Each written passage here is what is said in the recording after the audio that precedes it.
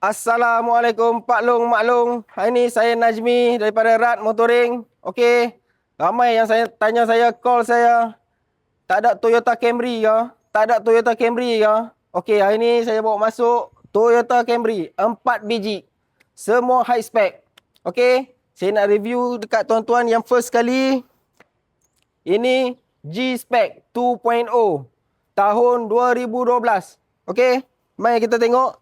Cat masih lagi okey lagi tuan-tuan, masih lagi cantik.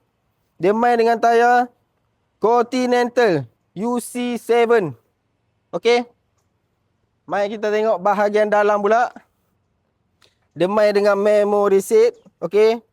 Yang Pak Long tu tak payah nak tarik kerusi apa semua dah. Cuma tekan saja. Okey. Mileage baru 250. Kita tengok bahagian belakang pula.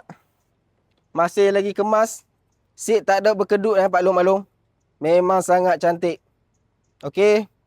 Yang ini saya nak menjual dengan harga 35,800. Siap puspakom, siap tukar nama. Okey.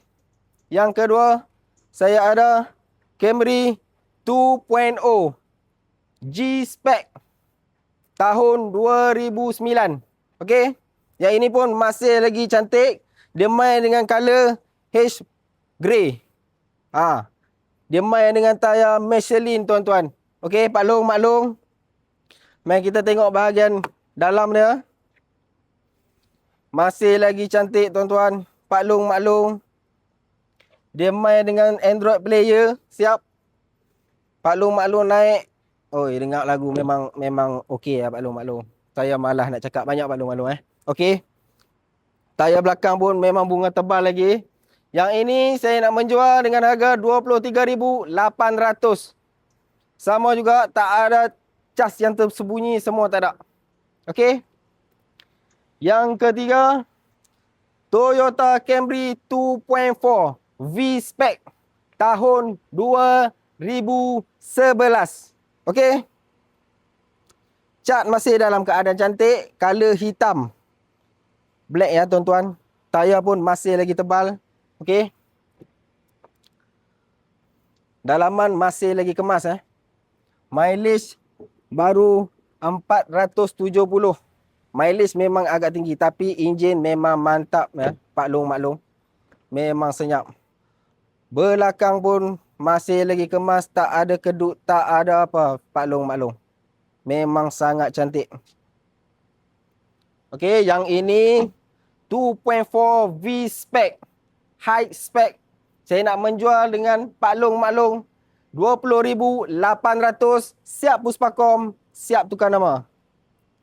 Yang keempat, saya ada Toyota Camry 2.0 G-Spec tahun 2009. Okey. Dia sama juga tayar cat hitam juga. Masih lagi cantik. Dalaman pun masih lagi kemas, tuan-tuan. Okey. Mileage 240,000. Enjin senyap. Color cream tuan-tuan, dalam full cream. Okey. Belakang tak ada kedut-kedut. Memang sangat cantik. Molek tuan-tuan. Cantik Pak Long, Mak Long Okey. Yang ini 2.0 G-Spec. Saya nak menjual dengan tuan-tuan, Pak Long, Mak Long, abang kakak 20,800. Tak ada, siap puspakom, siap tukar nama. Tak ada cas yang tersembunyi. Okey, boleh cari saya dekat Rat Motoring Selayang, bersebelahan Hospital Selayang. Okey. Apa-apa pun boleh kontak saya. Assalamualaikum.